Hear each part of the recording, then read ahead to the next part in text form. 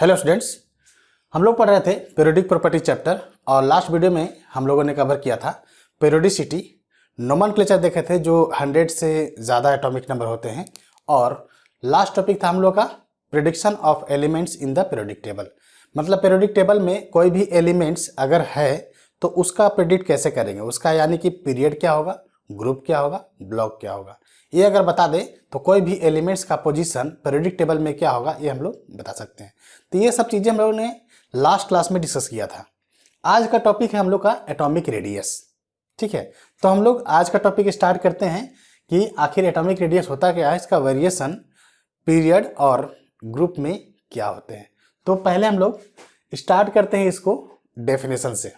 क्या डेफिनेशन है? The distance from the centre of nucleus of the atom to outer most shell of the electrons. Simple सा है कि कोई अगर एटम है, इस प्रकार से एटम दिया हुआ है, ठीक है, और यहाँ पे ये जो है ये न्यूक्लियस है, तो न्यूक्लियस का जो सेंटर होगा वहाँ से आउटर मोस्ट सेल में जो इलेक्ट्रॉन्स होगा उसका डिस्टेंस, ये आपका एटॉमिक रेडियस कहलाता है। ठीक है, तो ये हम लोग पहले पढ़ा करते थे। एक्चुअली में क्या होता है कि ये इलेक्ट्रॉन जो आउटर मोस्ट सेल में मौजूद है ये वेव कैरेक्टर शो करता है इस प्रकार से, और ये वेव कैरेक्टर शो करने की वजह से इसका बाउंड्री फिक्स नहीं होता है। जब बाउंड्री फिक्स नहीं होगा तो उस केस में एग्जैक्ट एटॉमिक रेडियस बता पाना ये बहुत ही डिफिकल्ट हो जाता है। हम लोग नहीं बता पाते, इसका बाउंड्री फिक्स नहीं है, इसलिए इसका डिस्टेंस भी फिक्स हम लोग नहीं बता सकते कि एटॉमिक रेडियस उसका उतना होगा। तो हम लोग क्या करते हैं कि एक एटम को ना लेकर के इसका कंबाइन फॉर्म देखते हैं कि जब ये कंबाइन करके वहाँ पे बॉन्ड बना लेते हैं तो बॉन्डेड कंडीशन में कैलकुलेट करते हैं। जब एक एटम दूसरे एटम से कंबाइन करके वहाँ पे बॉन्ड बना लेते हैं और वे मॉलिक्यूल का फॉर्म कर लेते हैं, ठीक है, तो उस कंडीशंस में हम लोग एटॉमिक रेडियस कैलकुलेट करते हैं। Since electron of outer most shell has wave nature so there is no defined boundary, वहाँ पे कोई डेफिनेट बाउंड्री नहीं होता है। Hence we calculate the atomic radius in bonded condition. तो जब एक एटम दूसरे एटम से बॉन्ड बनाते हैं तो वहाँ पे अलग अलग तरह के बॉन्ड बनता है, जैसे कोवलेंट बॉन्ड हो गया, आयनिक बॉन्ड हो गया, ठीक है, इस प्रकार से। तो हम लोग इसको बॉन्डेड कंडीशन में एटॉमिक रेडियस को 4 भागों में बांटते हैं। Types of atomic radius in bonded condition क्या क्या है? पहला आता है आपका कोवलेंट रेडियस। जब एक एटम दूसरे एटम के साथ में कोवलेंट बॉन्ड बना लेंगे, ठीक है, कोवलेंट बॉन्ड बनाने के बाद हम लोग उनका एटॉमिक रेडियस निकालते हैं। Metallic radius, metallic radius generally हम लोग मेटल्स के केस में निकालेंगे। Van der Waals radius, van der Waals radius generally हम लोग मॉलिक्यूल्स के लिए निकालते हैं। एक मॉलिक्यूल दूसरे मॉलिक्यूल से कितना डिस्टेंस पे है, ठीक है, उसमें जो एटम्स हैं उस एटम का फिर हम लोग वंडरवॉल रेडियस निकालेंगे। Ionic radius, ionic radius generally हम लोग आयंस के लिए निकालते हैं। आयंस 2 तरह के होते हैं, कैटायंस और एनायन, ठीक है। तो हम लोग इन सभी के बारे में एक एक करके चलते हैं। पहले हम लोग स्टार्ट करते हैं पहला कोवलेंट रेडियस से, फिर हम लोग मेटालिक, वंडरवॉल और फिर आयनिक देखते हैं। तो पहले हम लोग स्टार्ट करें कोवलेंट रेडियस।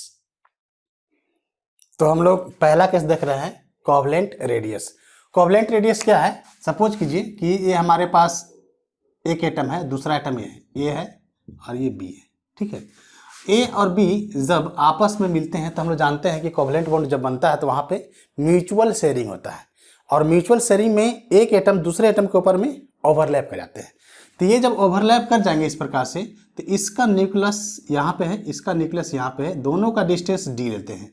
जब रेडियस एक एटम का निकालना होगा तो रेडियस ऑफ ए d/2 कर लेंगे, मतलब 2 न्यूक्लियस के बीच का जो डिस्टेंस होगा उसका हाफ कर देंगे तो वो आपका रेडियस निकल जाएगा। किसके लिए? कोवलेंट बॉन्ड के लिए। उसी को हम लोग बोलते हैं क्या? कोवलेंट रेडियस, ठीक है। अब देखिए इसके पास 3 केसेस आते हैं, देयर आर 3 केसेस। पहला केसेस क्या है? फॉर होमोडाइएटॉमिक मॉलिक्यूल्स, ऐसे मॉलिक्यूल्स जहां पे दोनों एटम सेम हो, जैसे हाइड्रोजन है तो H2 है, क्लोरीन है तो Cl2 है, ठीक है, मतलब वहां पे सेम टाइप के एटम्स आपस में कंबाइन करके एक मॉलिक्यूल्स का फॉर्मेशन किए हुए हैं और उसका हमको रेडियस निकालना है। जब उस प्रकार का निकालना था तो सिंपली ये हो जाता है कि it is half of the distance between 2 nuclei of the like atoms bonded together by single covalent bond. ये हमेशा सिंगल कोवलेंट बॉन्ड के लिए वैलिड होता है। तो ये वही केस है जैसे हम लोग यहाँ पे बात कर रहे थे कि एक एटम ए है और दूसरा एटम भी ए ही होगा, है कि नहीं? दोनों क्या हैं? होमो। होमो का मतलब क्या होता है? सेम। तो यहाँ से क्या होगा, इन दोनों सेम एटम आपस में ओवरलैप कर जाएंगे, ओवरलैप करके एक बॉन्ड बनाए हुए single bond, single covalent bond. और यहाँ से इसका न्यूक्लियस, इसका न्यूक्लियस, दोनों का डिस्टेंस हम लोग ले लेंगे तो ये डी होगा। दोनों का डिस्टेंस आपका डी यहाँ पे दिया हुआ है, ठीक है। अब ये जो कुछ भी डिस्टेंस होगा, अगर एक एटम का रेडियस हमको निकालना होगा तो radius of a atom, distance between a and a, ये न्यूक्लियस का बीच का डिस्टेंस है, डिवाइड बाई 2 कर देंगे। तो इस प्रकार से निकालते हैं, किसके लिए? होमोडायटोमिक मॉलिक्यूल्स के लिए, जहाँ पे दोनों एटम्स सेम टाइप के हैं। सेम टाइप के एटम के लिए हम लोग इस प्रकार से निकाल लेंगे, ठीक है। जैसे एग्जांपल के लिए यहाँ पे दिया हुआ है कि distance between hydrogen and hydrogen, मान लो कि ये हाइड्रोजन है, ये भी हाइड्रोजन है, तो दोनों हाइड्रोजन के न्यूक्लियस का बीच का जो डिस्टेंस है वो आपका 0.74 एंगस्ट्रम है। तो अगर रेडियस ऑफ एक हाइड्रोजन एटम का निकालना होगा तो उस केस में क्या करेंगे, रेडियस ऑफ 1 हाइड्रोजन एटम, यहाँ पे जो कुछ भी इसका डिस्टेंस दिया डिवाइड बाई 2 कर लेंगे, तो कितना आ जाता है? 0.37 एंगस्ट्रम। तो ये सिंपली हम लोग 2 से डिवाइड करके निकाल लेते हैं। तो रेडियस ऑफ हाइड्रोजन एटम, एक एटम के लिए इतना रेडियस हो जाता है, ठीक है। तो ये पहला केस था कि दो ऐसे एटम्स जो सेम है, मॉलिक्यूल्स बना रहे, जैसे H2, Cl2, ठीक है, इस प्रकार से। दूसरा केस आता है फॉर हेट्रोएटॉमिक मॉलिक्यूल्स। जब हेट्रोएटॉमिक मॉलिक्यूल्स की बात करेंगे तो यहाँ पे 2 डिफरेंट एटम्स आपस में कंबाइन करेंगे, तो वहाँ पे 2 केसेस आते हैं। क्या केसेस आएंगे? एक केसेस ऐसा आएगा कि दोनों एटम का इलेक्ट्रोनेगेटिविटी सेम होगा, मतलब इलेक्ट्रॉन को अपने तरफ खींचने की टेंडेंसी बराबर होंगी, उसी को हम लोग इलेक्ट्रोनेगेटिविटी बोलते हैं। तो इलेक्ट्रोनेगेटिविटी दोनों एटम का नियरली सेम होगा, दोनों अलग अलग एटम्स हैं लेकिन इलेक्ट्रोनेगेटिविटी लगभग दोनों के समान है, बराबर है। तो उस केस में जब हम लोग निकालते हैं एटॉमिक रेडियस, तो यहाँ से डिस्टेंस जो है ये सिंपली क्या होता है, distance of A and B. मान लीजिए कि एक एटम ये है, दूसरा एटम ये है, लेकिन इलेक्ट्रोनेगेटिविटी क्या है? इलेक्ट्रोनेगेटिविटी ए का और इलेक्ट्रोनेगेटिविटी बी का, दोनों का दोनों नियरली सेम है। तो नियरली सेम है तो इलेक्ट्रॉन अपने तरफ दोनों उतना ही पावर से खींचेंगे।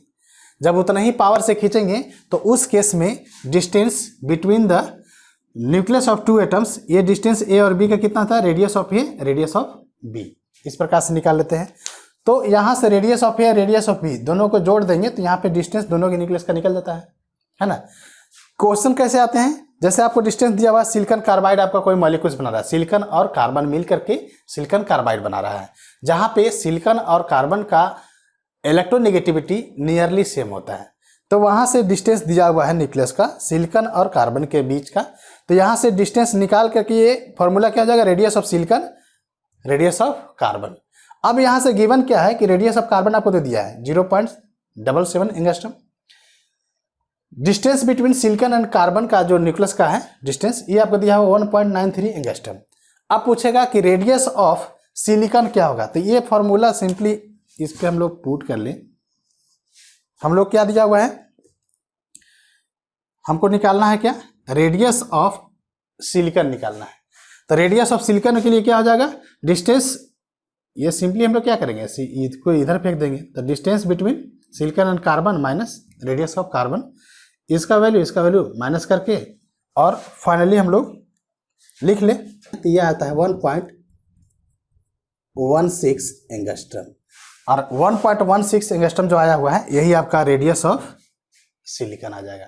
तो यहाँ पे जब हेट्रोएटॉमिक लेते हैं तो यहाँ पे केस 2 आ रहे हैं, क्या है? दोनों के इलेक्ट्रोनेगेटिविटी अगर सेम है तो इस फॉर्मूले से निकालेंगे, और अगर दूसरा केस आता है कि दोनों के इलेक्ट्रोनेगेटिविटी में काफ़ी डिफरेंस है, जैसे HCl, तो क्लोरीन का ज़्यादा है, हाइड्रोजन का कम है, तो एक का इलेक्ट्रॉन खींचने की टेंडेंसी ज़्यादा होगा, दूसरे का कम होगा। तो वहाँ पे इलेक्ट्रोनेगेटिविटी का डिफरेंस जब ज़्यादा होगा तो एक ज़्यादा अपनी तरफ खींचेगा, दूसरा कम खींचेगा। तो उस केस में क्या करेंगे, एक का साइज बड़ा होगा, दूसरे का साइज छोटा होगा। तो जब साइज बड़ा और छोटा जब आ जाए तो उस केस में जब हम लोग निकालते हैं उसका एटॉमिक रेडियस, तो उसका कोवलेंट रेडियस अलग तरह से निकलता है। हम लोग देखते हैं तीसरा केस। तो यहाँ पे तीसरा केस है for heteroatomic molecules in which electronegativity difference is relatively larger. हम लोग ऐसे मॉलिक्यूल्स की बात कर रहे हैं जहाँ पे 2 डिफरेंट टाइप के एटम्स आपस में कंबाइन किए हुए हैं और एक का इलेक्ट्रोनेगेटिविटी ज़्यादा है और दूसरे का इलेक्ट्रोनेगेटिविटी कम है। जब एक का ज़्यादा है दूसरे का कम होगा तो एक का साइज बड़ा होगा, दूसरे का साइज छोटा होगा। तो उस केस में हम लोग जब निकालते हैं तो ये फॉर्मूला है डिस्टेंस बिटवीन टू एटम, क्या होगा, radius of A plus radius of B minus 0.09 into X A minus X B. ये X A minus X B जो है ये electronegativity of A, electronegativity of B, ये आपको यहाँ पे दिया हुआ है। क्वेश्चन किस प्रकार से आते हैं, यहाँ पे जैसे एक दिया हुआ है एग्जाम्पल के लिए, calculate the bond length of C X bond if carbon carbon bond length is 1.54 angstrom, X bond length is 1.00 angstrom and electronegativity of C and X are 2 and 3 respectively, आपको दिया हुआ है। ठीक है, तो यहाँ से क्या होगा कि कार्बन कार्बन दोनों होमोएटॉमिक हैं। अब इसका बॉन्ड लेंथ दिया हुआ 1.54, तो रेडियस ऑफ कार्बन क्या हो जाएगा, ये कोवलेंटली बॉन्डेड होंगे, है कि नहीं। तो हम लोग क्या करेंगे, दोनों सेम मॉलिक्यूल्स हैं तो जो न्यूक्लियस का डिस्टेंस होगा डिवाइड बाई 2 कर देंगे। तो दोनों का पूरा डिस्टेंस न्यूक्लियस का इतना दिया हुआ है, डिवाइड बाई 2 कर देंगे तो ये 0.77 एंगस्ट्रम आ जाएगा। उसी प्रकार से एक्स बॉन्ड लेंथ आपको दिया हुआ 1.00 एंगस्ट्रम, इसको जब हम लोग 2 से डिवाइड कर देंगे तो ये रेडियस ऑफ एक्स निकल जाएगा। अब radius of carbon, radius of x, ये दोनों हम लोग को मिल चुका है। ठीक है, और यहाँ से सी एक्स बॉन्ड जो है ये इलेक्ट्रोनेगेटिविटी का डिफरेंस आपको दिया हुआ है।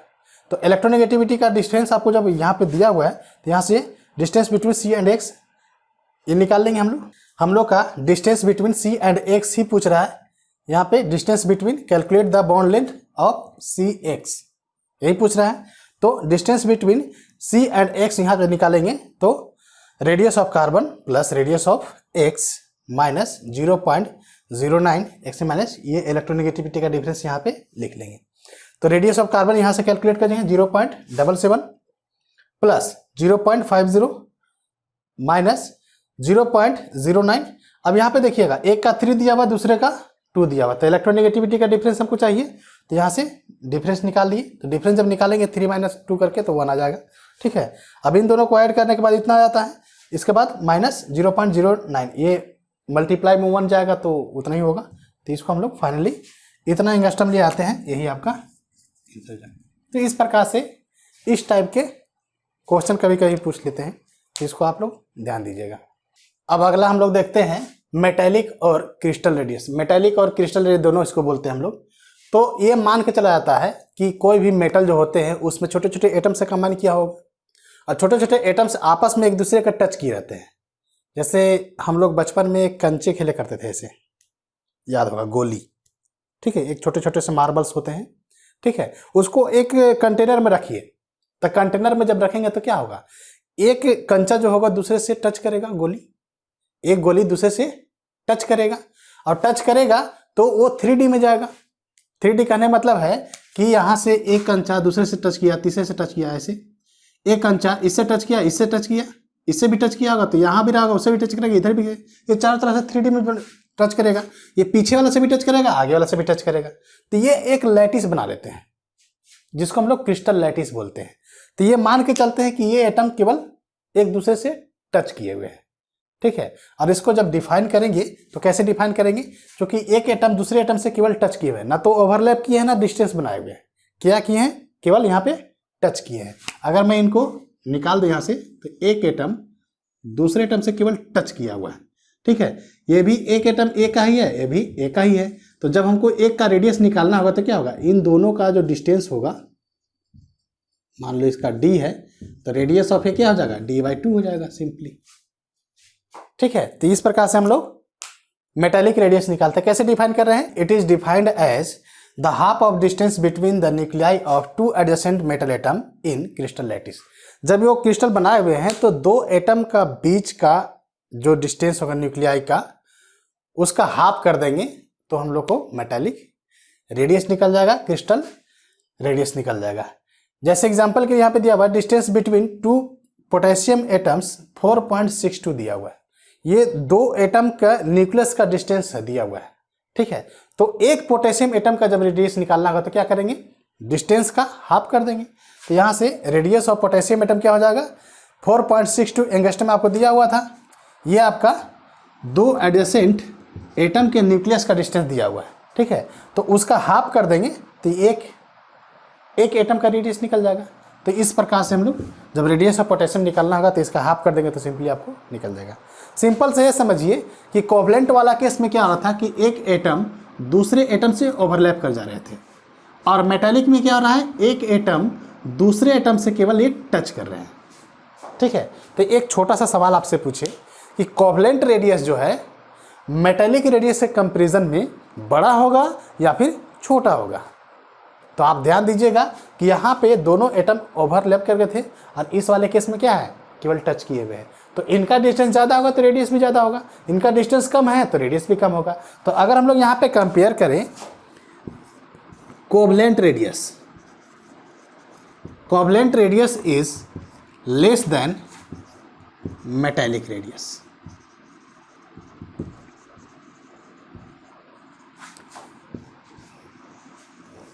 यहाँ पे ध्यान दीजिएगा कि मेटालिक रेडियस हमेशा कोवलेंट रेडियस से बड़ा होगा। तीसरा है आपका वंडरवाल रेडियस।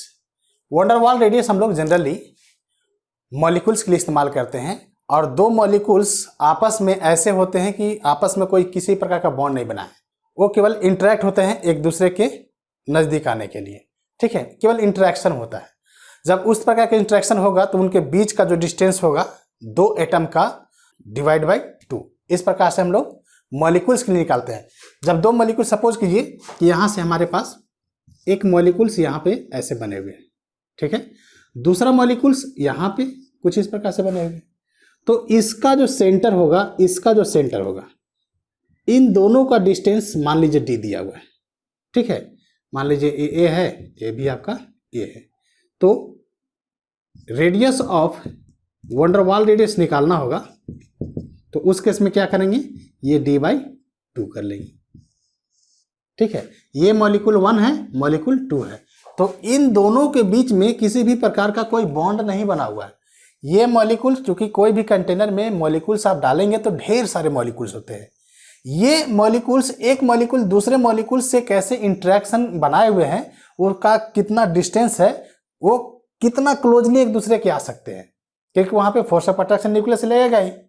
ठीक है, आउटर मोस्ट में इलेक्ट्रॉन है, बीच में यहाँ पे न्यूक्लियस है, तो एक मॉलिक्यूल का दूसरे न्यूक्लियस से फोर्स ऑफ अट्रैक्शन होगा। ज़्यादा करीब चल जाएंगे तो भी रिपल्सन होने लगेगा, क्योंकि इलेक्ट्रॉन इसका भी है, इलेक्ट्रॉन इसका भी है, दोनों का आउटर मोस्ट में इलेक्ट्रॉन है।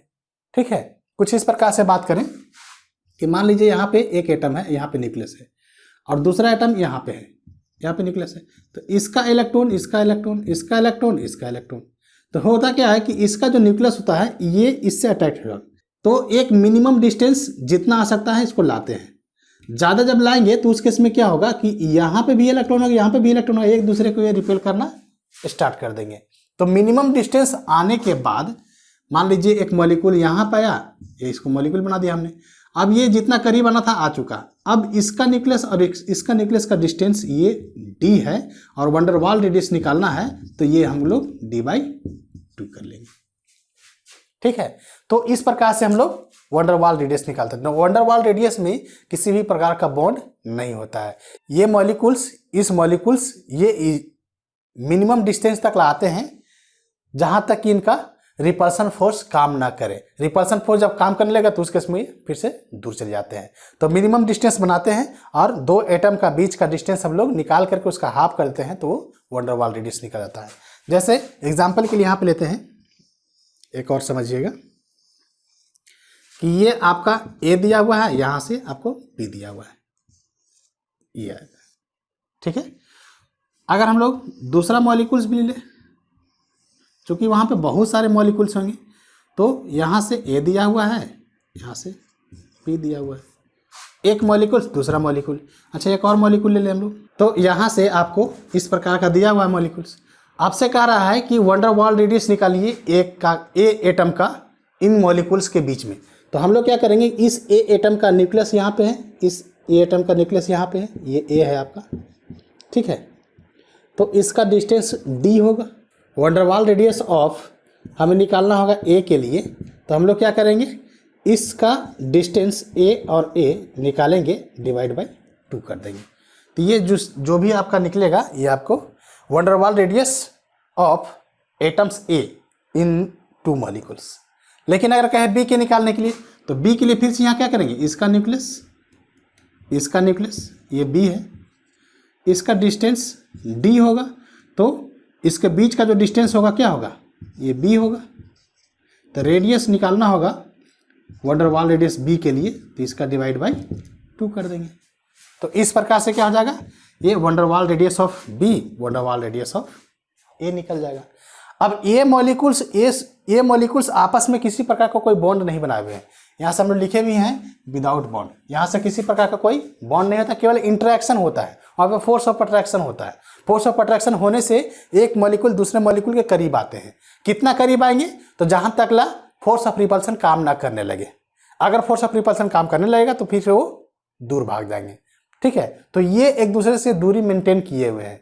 तो अगर मैं आपसे पूछूं कि कोवलेंट रेडियस, मेटेलिक रेडियस और वंडर वाल रेडियस, तो इन तीनों का रेडियस का जो ऑर्डर होगा वो क्या होगा, कौन बड़ा होगा कौन छोटा होगा, एक ऑर्डर में सजाने के लिए बोला जाए तो हम लोग पिछले केस में देखे थे कि कोवलेंट रेडियस जो था वो मेटेलिक रेडियस से छोटा था।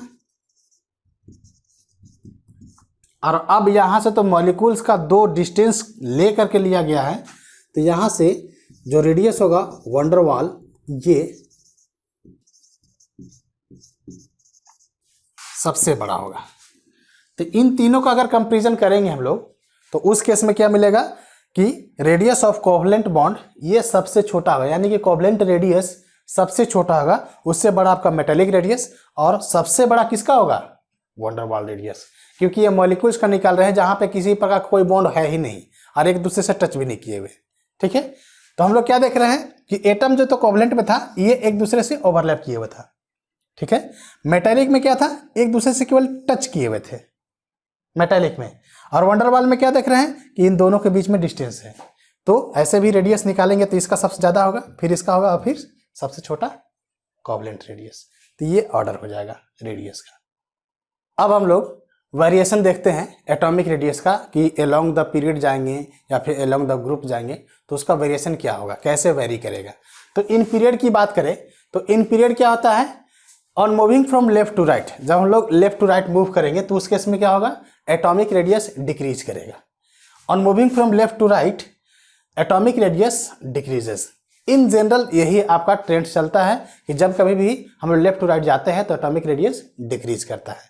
लेकिन वहां पे एक एक्सेप्शन आता है कि जब कभी भी नोबल गैस की बात आती है तो नोबल गैस को कंपेयर किया जाता है वंडर वाल रेडियस से, और अभी अभी हम लोग वंडर वाल रेडियस देख रहे थे कि सबसे बड़ा होता है। क्यों ऐसा कह रहे हैं, क्योंकि जितने भी नोबल गैसेस होते हैं ये कभी भी बॉन्ड नहीं बनाते हैं। कभी भी आपने देखा हुआ है मोस्ट ऑफ द केस में नोबल गैसेस बॉन्ड नहीं बनाते हैं। तो क्या होता है कि एक नोबल गैसेस दूसरे नोबल गैसेस से क्या होगा, एक दूसरे से केवल इंटरेक्ट होते हैं, दूरी बनाए रहते हैं। जब दूरी बनाए रहते हैं तो उस केस में जब रेडियस निकालते हैं तो वंडर वाल रेडियस निकलते हैं। ठीक है, तो उसका साइज सबसे बड़ा होगा। जैसे ये हम लोग देखें, lithium, beryllium, boron, carbon, nitrogen, oxygen, fluorine, अब नियोन। तो इनका अगर हम लोग रेडियस की बात करेंगे तो क्या होगा कि लिथियम का रेडियस बड़ा होगा बेरिलियम से, बेरिलियम का बड़ा होगा बोरोन से, फिर कार्बन, नाइट्रोजन, ऑक्सीजन, फ्लोरीन, इस प्रकार से आपको क्या हो रहा है कि जैसे जैसे लेफ्ट टू राइट हम लोग मूव करते जा रहे हैं एटॉमिक रेडियस डिक्रीज करते जा रहा है। लेकिन यहां पे क्या होगा, नियोन, यहां पे सबसे बड़ा जो साइज होगा वो नियोन का होगा। क्यों ऐसा कह रहे हैं, होना चाहिए था यहां पे सबसे छोटा होना चाहिए था, लेकिन ये सबसे बड़ा होता है। ऐसा क्यों, क्योंकि इसका जो रेडियस है वंडर वाल रेडियस से कंपेयर किया जाता है। In case of noble gases it is abrupt increase in atomic size due to van der Waals radius because it does not form bond, ये किसी प्रकार कोई बॉन्ड नहीं बनाता है। So inert gas compared with van der Waals radius. जैसे बात करें कि हीलियम है तो हीलियम एक एटॉमिक है, दूसरा हीलियम एटम यहाँ पे है, तो इन दोनों के बीच में किसी प्रकार का कोई बॉन्ड तो नहीं है। तो इसका न्यूक्लियस का डिस्टेंस और इसका न्यूक्लियस का डिस्टेंस जो भी होगा, मान लो डी होगा, तो रेडियस ऑफ हीलियम निकालना होगा तो हम लोग d/2 करेंगे। ठीक है, तो जितने भी नोबल गैसेस होते हैं ये सारे के सारे आपको वंडर वाल रेडियस से ही कंपेयर किया जाता है, यानी कि इसका साइज सबसे बड़ा होता है। आप यहाँ पे जनरल सा ट्रेंड जो हम लोग इन जनरल कह रहे थे कि on moving from left to right, ये साइज क्या होता है, डिक्रीज होता है। क्यों ऐसा होता है, क्योंकि जो इफेक्टिव न्यूक्लियर चार्ज होता है वो आपको बढ़ते जाती है।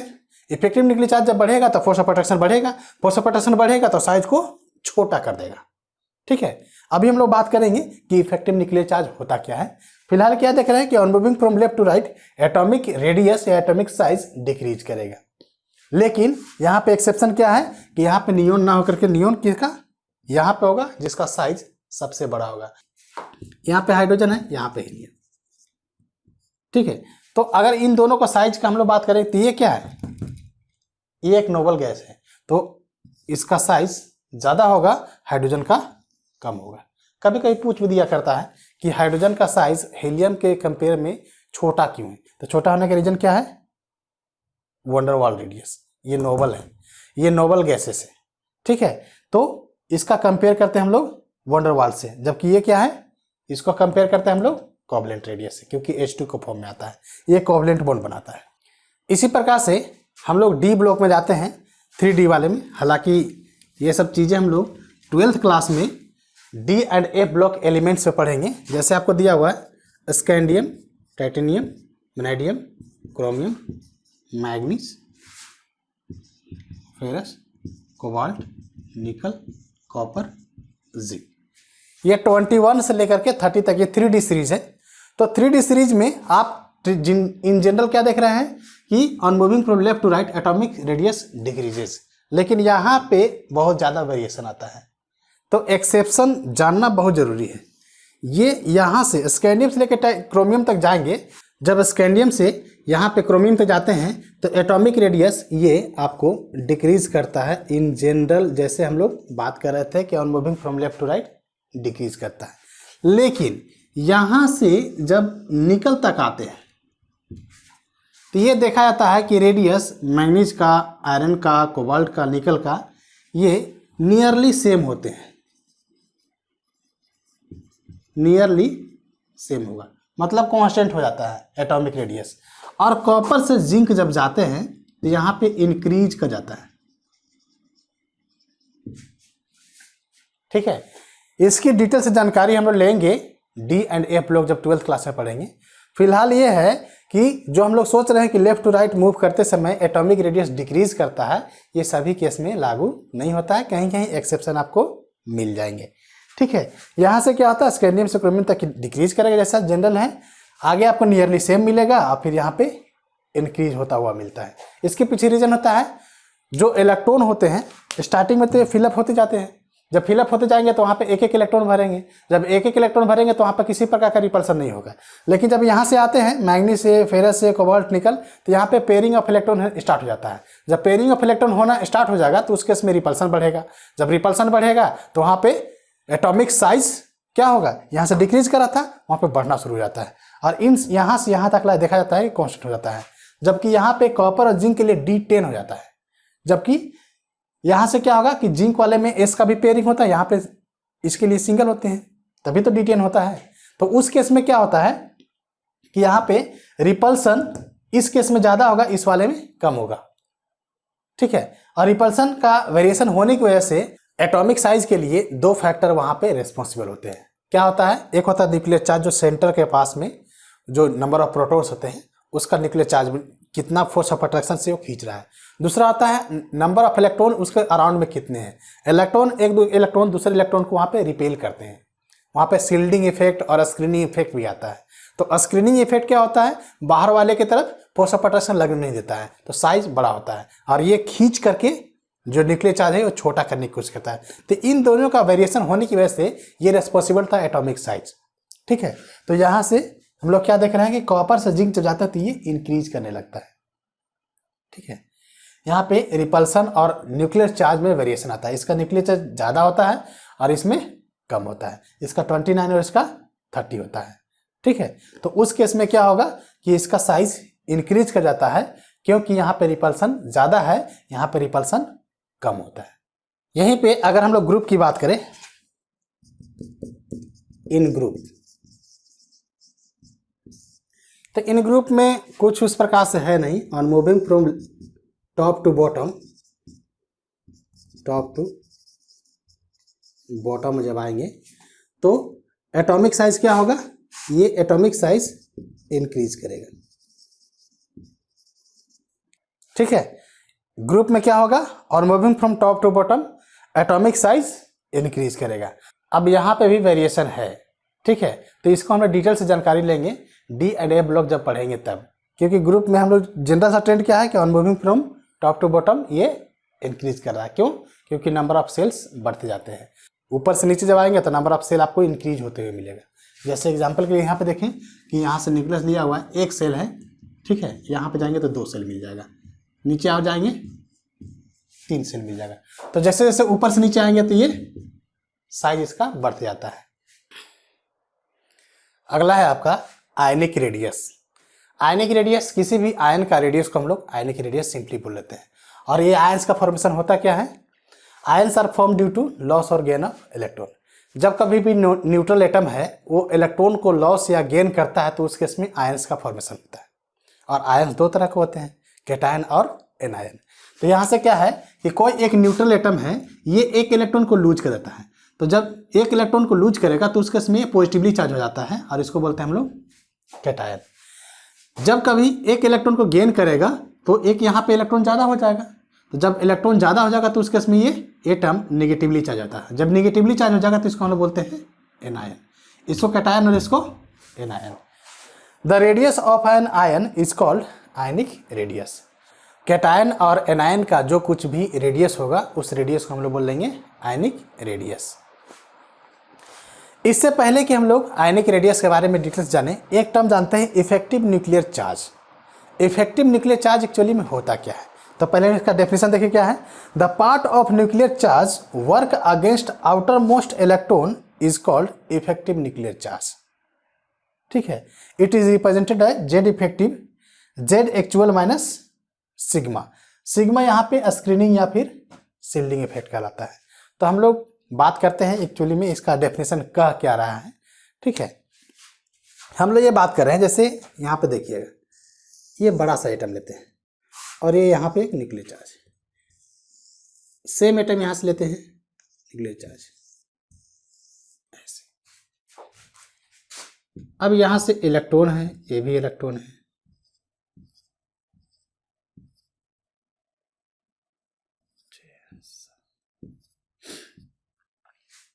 अब देखिए, अब यहाँ पे क्या है कि ये न्यूक्लियस है, यहाँ पे इलेक्ट्रॉन है, दोनों का साइज लगभग सेम है, मान के चलते हैं कि सेम है। ठीक है, लेकिन यहाँ पे क्या है कि ये पूरा का पूरा खाली है और ये क्या है, ये ढेर सारे 3 सेल भी बने हुए हैं और इसके अलावा बहुत सारे इलेक्ट्रॉन्स इसमें भरे पड़े हैं। तो ध्यान दीजिएगा थोड़ा, यहाँ पे क्या कह रहे हैं कि यहाँ से ये जो न्यूक्लियस है इसका सेंटर से आउटर मोस्ट इलेक्ट्रॉन, ये जो देख रहे हैं आउटर मोस्ट सेल में जो इलेक्ट्रॉन है, इन दोनों के बीच में जो फोर्स ऑफ अट्रैक्शन लगेगा इस न्यूक्लियस के द्वारा, ठीक है, इसी को हम लोग बोलते हैं इफेक्टिव न्यूक्लियर चार्ज। कि ये जो इलेक्ट्रॉन है आउटर मोस्ट में, ये इलेक्ट्रॉन जो आउटर मोस्ट में मिल रहा है हमको, ये न्यूक्लियस से कितना फोर्स ऑफ अट्रैक्शन पा रहा है, that is called Z effective या फिर इफेक्टिव न्यूक्लियर चार्ज। तो अब इसके लिए क्या है कि हम लोग जो ऐसे बनाए हुए हैं, ये एक्चुअली में ऐसा नहीं होता है। कैसे होता है? ऐसे होता है ना। हम लोग जानते हैं कि न्यूक्लियस के पहला जो सेल होता है उसमें हम लोग 2 इलेक्ट्रॉन भरते हैं, फिर 8 इलेक्ट्रॉन भरते हैं, फिर 8 इलेक्ट्रॉन भरते हैं, 18 इलेक्ट्रॉन भरते हैं, ऐसे भरते हैं, है ना। तो यहाँ से क्या होता है कि ये इलेक्ट्रॉन इस इलेक्ट्रॉन को रिपेल करेगा, ये इलेक्ट्रॉन इस इलेक्ट्रॉन को भी रिपेल करेगा, ये इसको भी रिपेल करेगा, है ना। तो अब क्या है कि ये न्यूक्लियस यहाँ से फोर्स ऑफ अट्रैक्शन मिल रहा है इस वाले को, और ये इलेक्ट्रॉन इसको रिपेल कर रहा है। तो यहाँ से क्या है, फोर्स ऑफ अट्रैक्शन भी मिल रहा है और यहाँ पे रिपल्सन भी हो रहा है। तो जितने भी अंदर में इलेक्ट्रॉन्स होते हैं सेल में मौजूद, ये सब के सब एक दूसरे को रिपेल करते हैं। और इसका जो positively charge force of attraction मिल रहा था, यहाँ पे जितना मिल रहा है दोनों का साइज सेम है, ठीक है, लेकिन यहाँ पे बीच में कुछ नहीं है। बीच में जब कुछ नहीं है तो डायरेक्टली अटैच है, और डायरेक्टली फोर्स ऑफ अट्रैक्शन से यहाँ पे खींच रहा होगा। नंबर ऑफ प्रोटॉन यहाँ पे सेम है, नंबर ऑफ प्रोटॉन यहाँ पे भी सेम है, ठीक है। 2 केसेस यहाँ पे दिखाने की कोशिश कर रहा हूँ। यहाँ पे नंबर ऑफ प्रोटॉन्स यहाँ के बराबर है, यहाँ पे नंबर ऑफ प्रोटॉन और नंबर ऑफ इलेक्ट्रॉन दोनों बराबर है, लेकिन प्रॉब्लम क्या है कि यहाँ पे ढेर सारे यहाँ पे 3 सेल बने हुए हैं और ये जितना भी सेल बने हुए हैं ये सब के सब एक स्क्रीन की तरह काम करते हैं, एक दीवार की तरह काम करते हैं। अब सपोज कीजिए कि आप यहाँ पे खड़े हैं जहाँ पे मैं खड़ा हूँ और आगे दीवार है, एक और दीवार है, एक और दीवार है, इस तरह के 3 दीवार है और उस 3 दीवार के बाद आप खड़े हैं। मैं आपको आवाज़ मारता हूँ तो क्या आपको सुनाई देगा? सुनाई दे सकता है, बहुत स्लोली सुनाई देगा। लेकिन अब दीवार को हटा दिया जाए, है ना, डिस्टेंस सेम है, आप वहीं पे खड़े हैं, अब मैं आवाज़ मारूं तो इजीली सुनाई देगा। ठीक है, वही केस यहाँ पे आता है कि यहाँ पे क्या है, ये फोर्स ऑफ अट्रैक्शन इसके साथ में लग रहा है, लेकिन ये इलेक्ट्रॉन इसको रिपेल कर रहे हैं, ये इलेक्ट्रॉन इसको रिपेल कर रहा है, ये आपस में रिपल्सन कर रहे हैं। तो जितना इसको मिलना चाहिए था फोर्स ऑफ अट्रैक्शन इस इलेक्ट्रॉन को, यहाँ से इन इलेक्ट्रॉन को मौजूद होने की वजह से वहाँ पे फोर्स ऑफ अट्रैक्शन बहुत अमाउंट में कम हो जाता है। कितना कम होता है? तो वही आपका स्क्रीनिंग या शील्डिंग इफेक्ट बोला जाता है। ये डिटेल से स्लेटर एक थे, वो स्लेटर रूल में बताया जाता है कि हर एक सेल के लिए स्क्रीनिंग कांस्टेंट या स्क्रीनिंग वैल्यू क्या होता है, एक सेल के लिए, दूसरा सेल के लिए, तीसरा सेल के लिए, सब बताया जाता है। लेकिन यहाँ पे हम लोग सिंपली ये देखें कि ये सिग्मा जो है ये स्क्रीन की तरह काम करता है, स्क्रीनिंग कांस्टेंट है। और ये जेड क्या है, ये इफेक्टिव यहाँ से न्यूक्लियर चार्ज, ये नंबर ऑफ प्रोटॉन, और यहाँ से जेड एक्चुअल क्या है, तो जेड जो है ये नंबर ऑफ प्रोटॉन जो यहाँ से फोर्स ऑफ अट्रैक्शन एक्चुअली में लग रहा है। ठीक है, वो यहाँ पे दिया हुआ है। लेकिन हुआ क्या कि ये इलेक्ट्रॉन तक पहुँचते पहुँचते फोर्स ऑफ अट्रैक्शन इस रिपल्सन की वजह से बहुत अमाउंट में कम हो जाता है, और जो अमाउंट में कम होने के बाद फाइनली ये फोर्स ऑफ अट्रैक्शन इसको मिल रहा होता है, वो आपको कहलाता है क्या, जेड इफेक्टिव। मेरे ख्याल से आप समझ गए होंगे। ठीक है, फिर से वही मैं दीवार का एग्जाम्पल लेता हूँ कि 3 दीवार आगे लगा हुआ है, मैं यहाँ से आवाज़ मारता हूँ। ठीक है, एक्चुअल सिचुएशन यही है कि आपको 3 दीवार लगे हुए हैं और मैं यहाँ से आवाज़ दे रहा हूँ आपको, तो आपको बहुत कम सुनाई देता है। लेकिन इस दीवार को हटा दिया जाए और फिर मैं आवाज़ दूँ तो आपको ज़्यादा सुनाई देगा। ठीक है, आवाज़ मैं उतना ही लगा रहा हूँ, ऐसा नहीं कि दीवार हटा दी तो ज़ोर से बोला और दीवार है तो कम बोला, ऐसा कुछ नहीं है। मेरा आवाज़ उतना ही है, लेकिन दीवार होने की वजह से आपको सुनाई कम दे रहा है। क्यों? क्योंकि दीवार जो है वो स्क्रीन कर दे रहा है, उसको रोक दे रहा है आवाज़ को। ठीक है, ठीक है, यही केस आता है। एक और छोटा सा एग्जांपल लेते हैं। आप अपने घरों में मोबाइल इस्तेमाल करते होंगे, जब रूम के अंदर रहते हैं तो वहाँ पे नेटवर्क होता है, वो जो डंडी सा बनाया रहता है, वो नेटवर्क आप देखिएगा कि घर के अंदर 1-2 जो रहता है डंडी कम रहता है कि नहीं? कभी कभी एक ही डंडी बता रहा होता है। जब हम लोग फोन आता है, बात करना शुरू होता है, तो उस केस में क्या होता है कि वहाँ पे आवाज़ कट कट के आने लगता है। जब आवाज़ कट कट के आता है तो कहते हैं कि नेटवर्क प्रॉब्लम है। तो उस केस में आप क्या करते हैं, या तो आप घर के छत पर चले जाते हैं या फिर घर से बाहर निकल जाते हैं, है कि नहीं? जैसे ही घर से बाहर निकलते हैं, यहाँ पे छत पर जाते हैं, तो वहाँ पे नेटवर्क भी 2, 3, 4 ऐसे बताने लगता है और आवाज़ भी क्लियर आने लगती है, वहाँ पे सही कनेक्शन भी होता है। तो यहाँ पे एक्चुअली में हो क्या रहा है, आप घर के अंदर थे तो शील्डिंग बहुत ज़्यादा था, स्क्रीनिंग बहुत ज़्यादा था, नेटवर्क आपके मोबाइल तक क्लियरली नहीं पहुंच पा रहा था। ठीक है, वही आप छत पे गए तो क्लियरली पहुंचने लगा। तो घर के अंदर मौजूद आपका जो मोबाइल है, वहां से नेटवर्क, जो भी उसका टावर होगा, वहां से जो कुछ भी नेटवर्क आपके घर के अंदर मिल रहा है वही उसका एक्चुअल में नेटवर्क है। ठीक है, आप घर के ऊपर छत पे चढ़े गए या फिर बाहर निकल गए तो आपने शील्डिंग को कम कर दिया।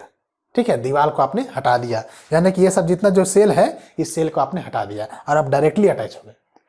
जब डायरेक्टली अटैच हो जाएंगे तो ज़्यादा आपको मिलेगा नेटवर्क, ज़्यादा नेटवर्क मिलेगा, मतलब क्या है, या फोर्स ऑफ अट्रैक्शन ज़्यादा मिलेगा। लेकिन इन सेल को मौजूद होने की वजह से आपका जो फोर्स ऑफ अट्रैक्शन मिलना चाहिए इस इलेक्ट्रॉन को, इस बेचारे को, इस इलेक्ट्रॉन को, इस इलेक्ट्रॉन को, इस इलेक्ट्रॉन का और इस सेल के मौजूद होने की वजह से कम मिलता है फोर्स ऑफ अट्रैक्शन। जबकि ये सब नहीं रहते तो इसका फोर्स ऑफ अट्रैक्शन ज़्यादा मिलता। ठीक है, तो इन सभी के मौजूद होने की वजह से, क्योंकि हम लोग जानते हैं कि एटम का एक्चुअली स्ट्रक्चर ऐसा ही होता है कि न्यूक्लियस है, इसका एक सेल बना जिसमें 2 इलेक्ट्रॉन्स है, फिर 8 इलेक्ट्रॉन्स है, फिर 8 इलेक्ट्रॉन्स है, फिर ऐसे बढ़ते जाते हैं। तो जो बाहर में इलेक्ट्रॉन मौजूद है उसका फाइनली फोर्स ऑफ अट्रैक्शन कितना मिल रहा है, यही उसका कहलाता है इफेक्टिव न्यूक्लियर चार्ज। इस वाले केस में देखेंगे तो पूरा का पूरा खाली है, कोई सेल नहीं है, यहाँ से जो मिल रहा है ये तो जितना है वो पूरा का पूरा मिल जा रहा है। लेकिन इस वाले केस में क्या है कि सेल के मौजूद होने की वजह से कुछ अमाउंट में कम हो गया। कितना कम हो गया, तो सिग्मा वैल्यू से कम हो गया। और इसको बोल क्या रहे हैं, तो इसको स्क्रीनिंग बोल लीजिए या फिर शील्डिंग बोलिए, दोनों का शील्डिंग इफेक्ट या फिर स्क्रीनिंग इफेक्ट बोलते हैं। तो स्क्रीनिंग इफेक्ट को माइनस करने के बाद जो कुछ भी फोर्स ऑफ अट्रैक्शन ये बेचारा पा रहा है, यही इसका कहलाता है क्या, effective nuclear charge. Is it clear? उम्मीद करता हूँ आपको समझ में आया होगा। अगर नहीं समझ में आएगा तो वीडियो को आप फिर से बैक करके देखिए और ध्यान से मेरी बातों को सुनिए कि क्या हमने बात किया। अब यहाँ पे दो केसेस आते हैं। आयनिक रेडियस वाले में क्या होगा, कैटायन और एनायन बनता है। जब कभी भी इलेक्ट्रॉन को लूज करेगा तो कैटायन बनेगा, और इलेक्ट्रॉन को गेन करेगा तो क्या होगा, एनायन बनेगा।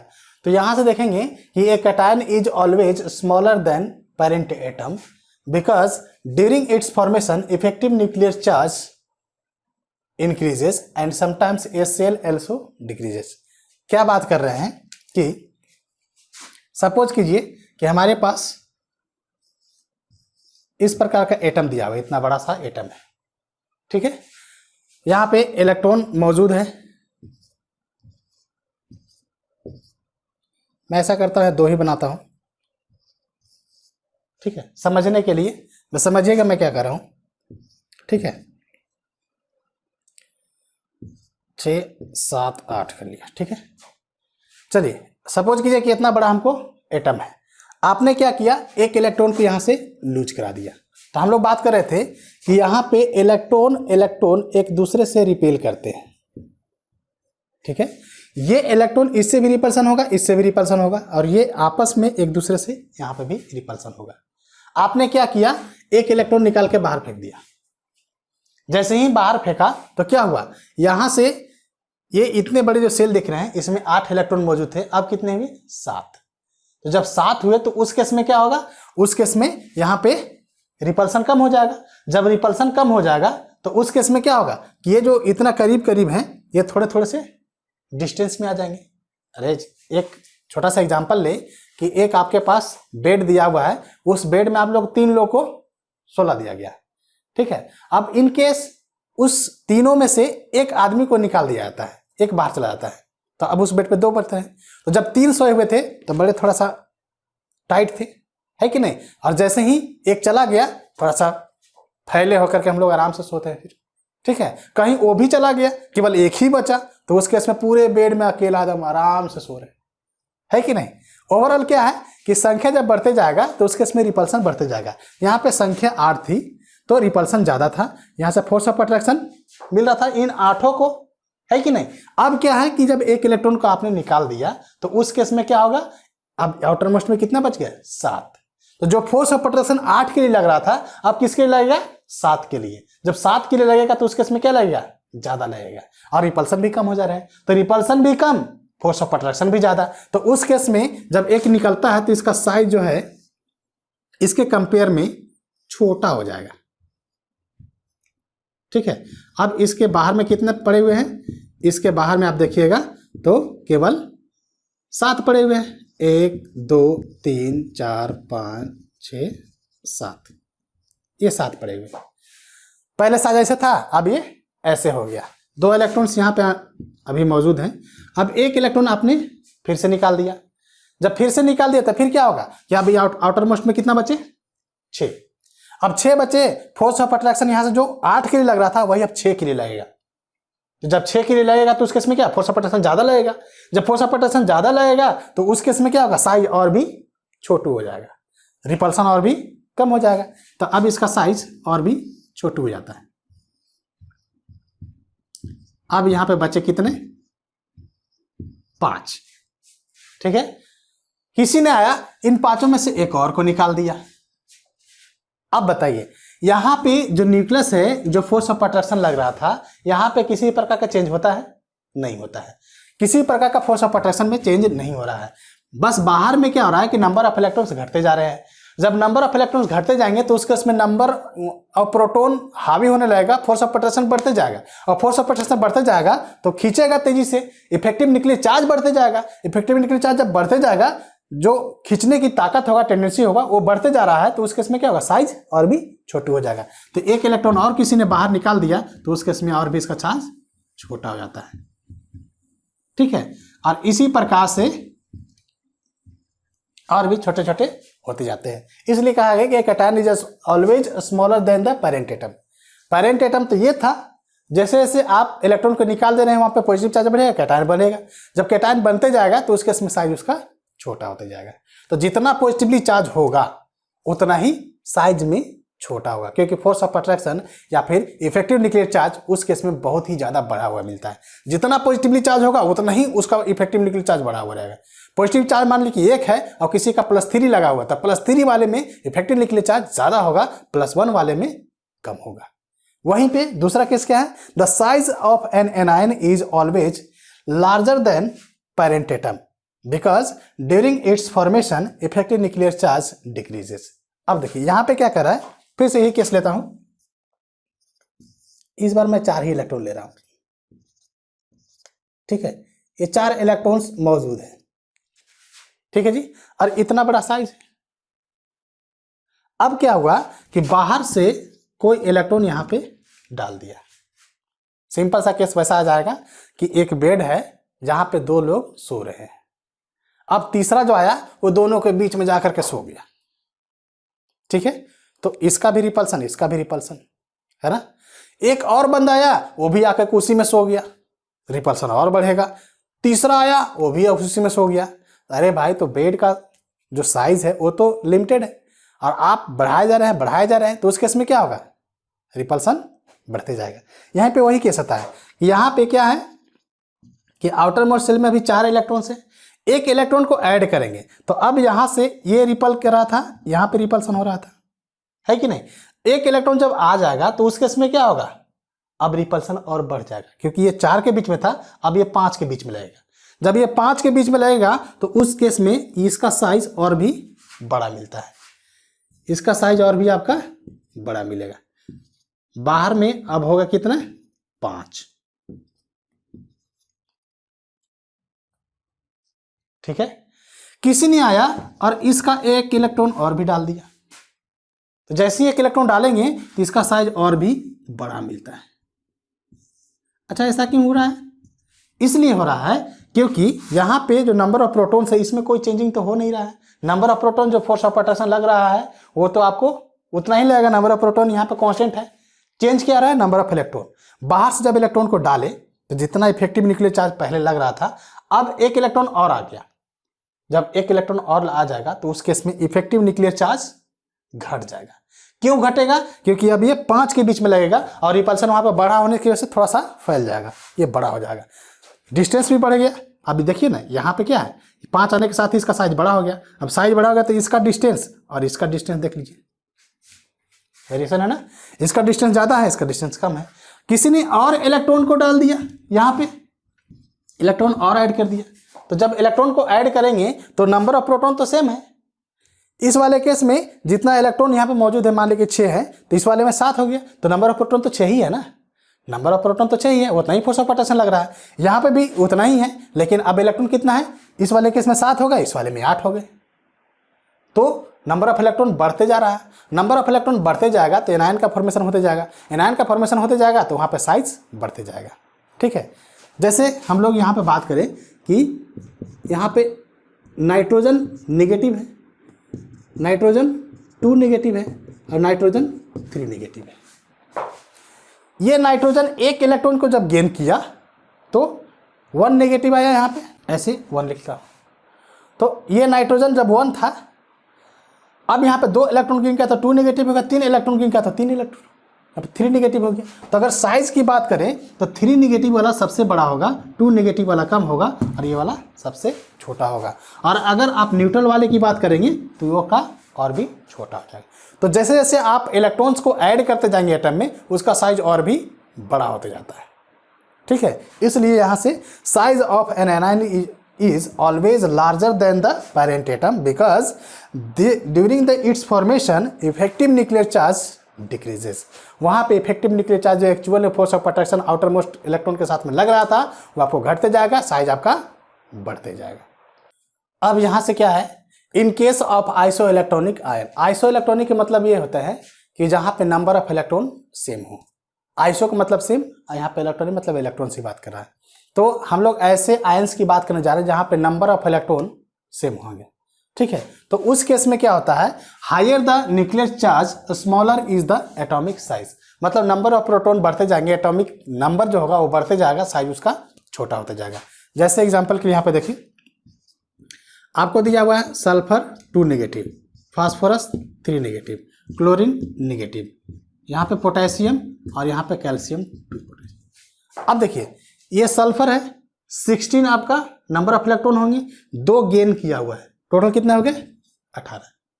फास्फोरस है 15 इलेक्ट्रॉन होगा, 3 गेन किया, कितना हो गया 18। क्लोरीन है 1 है 17 होते हैं, 1 इलेक्ट्रॉन को गेन किया, ये भी हो गया 18। पोटेशियम 19 होता है, 1 इलेक्ट्रॉन को लूज किया, इसने पॉजिटिव चार्ज है, पॉजिटिव मतलब 1 इलेक्ट्रॉन लूज किया, तो उसके से फिर से 18। और ये कैल्शियम 20 होता है, 2 इलेक्ट्रॉन्स को लूज किया था, फिर से ये 18। तो इन स्पीसीज में क्या देख रहे हैं कि number of electron her case में 18 है। तो सब के सब क्या कहलाएंगे, सब के सब कहलाएंगे आपको आइसो इलेक्ट्रॉन्स। अब बात यहाँ पे समझिए कि इसका साइज कैसे वेरी करेगा। तो यहाँ पे क्या करें कि size of iso electrons inversely proportional to nuclear charge, यानी कि न्यूक्लियर चार्ज जैसे जैसे बढ़ते जाएगा उसका साइज छोटा होता जाएगा। अब इसके लिए क्या है, इसका न्यूक्लियर चार्ज कितना होगा 16। न्यूक्लियर चार्ज किसको रहे हम लोग, न्यूक्लियर चार्ज हम लोग एटॉमिक नंबर को बोलते हैं, नंबर ऑफ प्रोटॉन जितना मौजूद है, तो नंबर ऑफ प्रोटॉन को ही हम लोग एटॉमिक नंबर बोलते हैं। तो इसका एटॉमिक नंबर कितना है 16, इसका कितना है 15, इसका कितना है 17, 19, 20, यही होता है। तो अब देखिए इसका जो 20 है तो 20 न्यूक्लियर चार्ज सबसे ज्यादा है, और जब सबसे ज्यादा होगा तो फोर्स ऑफ अट्रैक्शन सबसे ज्यादा होगा, ऊपर से इलेक्ट्रॉन भी लूज किया हुआ है, ठीक है। तो साइज क्या होगा, तो साइज सबसे छोटा होगा। तो इसका जो ऑर्डर देखेंगे तो ऑर्डर क्या आ जाएगा, ये कैल्शियम का सबसे छोटा, फिर पोटेशियम, फिर क्लोरीन, फिर सल्फर, और सबसे ज्यादा बड़ा किसका होगा फास्फोरस का। न्यूक्लियर चार्ज जैसे जैसे इधर से बढ़ते जा रहा है, साइज क्या हो रहा है छोटा होता जा रहा है। आप चाहे तो इसको पलट के भी लिख सकते हैं, फास्फोरस को इधर कर दीजिए, कैल्शियम को उधर कर सकते हैं, ठीक है। तो यहीं पे आता रहा है कि साइज ऑफ आइसो इलेक्ट्रॉन्स क्या रहा है, न्यूक्लियर चार्ज के इनवर्सली प्रोपोर्शनल हो जाएगा, कि जब न्यूक्लियर चार्ज बढ़ेगा तो साइज छोटा हो जाएगा। यहां पे 15 है तो साइज इसका सबसे बड़ा है, और यहां पे 20 है तो साइज सबसे छोटा है। तो न्यूक्लियर चार्ज सबसे ज्यादा, एटॉमिक साइज सबसे छोटा, इनवर्सली प्रोपोर्शनल होते हैं, ठीक है। तो ये आप लोग ध्यान दीजिएगा। अगर आपसे कह रहा है कि यहां से H नेगेटिव दे रहा है, H दे रहा है और H पॉजिटिव दे रहा है, अब इसका ऑर्डर ऑफ साइज क्या होगा, तो H नेगेटिव वाला सबसे बड़ा होगा, इसके बाद H वाला आएगा और फिर H पॉजिटिव आ जाएगा। तो इस प्रकार से हम लोग देख लेंगे। नेगेटिवली हो गया। अब देखिए यहाँ पे क्या है, हर केस में हाइड्रोजन ही है, लेकिन 1 इलेक्ट्रॉन को गेन किया था साइज बड़ा, यहाँ पे गेन नहीं किया है, यहाँ पे लूज कर दिया है, तो लूज करने से ये प्रोटॉन पे आ गया। इन केस आपको कुछ इस प्रकार से दे दिया गया कि एल्युमिनियम 3 पॉजिटिव है, यहाँ से फ्लोरीन नेगेटिव है, यहाँ से Mg2 पॉजिटिव है, यहाँ पे नाइट्रोजन 3 नेगेटिव है, ऑक्सीजन 2 नेगेटिव है और सोडियम प्लस है। तो इसका ऑर्डर क्या हो जाएगा, तो यहाँ से फिर से देखें, एल्यूमिनियम 3 पॉजिटिव, मैंने 3 इलेक्ट्रॉन लूज किया, 13 था तो ये 10 पे आ गया। फ्लोरीन का 9 था, 1 इलेक्ट्रॉन गेन किया, फिर से 10 पे आ गया। मैग्नीशियम का 12 होता है, 2 इलेक्ट्रॉन को लूज किया, फिर से 10 हो गया। नाइट्रोजन 7 होता है, 3 इलेक्ट्रॉन गेन किया, फिर से 10 हो गया। ऑक्सीजन 2 इलेक्ट्रॉन गेन किया, फिर से 10 हो गया। सोडियम 11 होता है, 1 इलेक्ट्रॉन को लूज किया, फिर से 10 हो गया। ये सब के सब आइसो इलेक्ट्रॉन्स हो जाएंगे। तो जब आइसो इलेक्ट्रॉन्स हो जाएंगे तो जिसका न्यूक्लियर चार्ज सबसे ज्यादा, साइज सबसे कम, ठीक है। तो इसको हम लोग ऑर्डर में सजाएं तो हम लोग क्या करेंगे, एल्युमिनियम का साइज सबसे छोटा, इसके बाद कौन सा आएगा मैग्नीशियम, इसके बाद क्या आएगा सोडियम, इसके बाद फ्लोरीन, ऑक्सीजन, और सबसे बड़ा जो होगा वो किसका होगा नाइट्रोजन का, क्योंकि न्यूक्लियर चार्ज नाइट्रोजन का सबसे कम है। जब न्यूक्लियर चार्ज सबसे कम होगा तो साइज इसका सबसे बड़ा होगा, ठीक है। तो इस प्रकार से बहुत सारे क्वेश्चन आपको आते हैं। अलोंग द पीरियड भी आएगा आपको, अलोंग द ग्रुप भी आएगा, तो आप उस तरह से वेरिएशन देखेंगे तो वेरिएशन में ज़्यादा चेंज नहीं आता है, वो सेम एटॉमिक साइज वाला ही आपका वेरिएशन होता है, एटॉमिक रेडियस वाला ही। तो इसको आप लोग ध्यान देंगे। और इस प्रकार के बहुत सारे क्वेश्चन आपको कंपटीशन वाले एग्जाम में आते हैं, तो इस तरह के आना ही आना है और ये बहुत ही इंपॉर्टेंट है। तो इसको आप समझ लिए, इसका मतलब 1 से 2 क्वेश्चन आपको कंफर्म हो गए कंपटीशन के एग्जाम में। इन सभी को देख करके आप ढेर सारे प्रॉब्लम को करेंगे, ठीक है, तब आपका कॉन्सेप्ट बिल्कुल भी क्लियर हो जाएगा। तो आज के लिए हम लोग इतना ही रखते हैं, बाकी मिलते हैं हम लोग अगले क्लास में।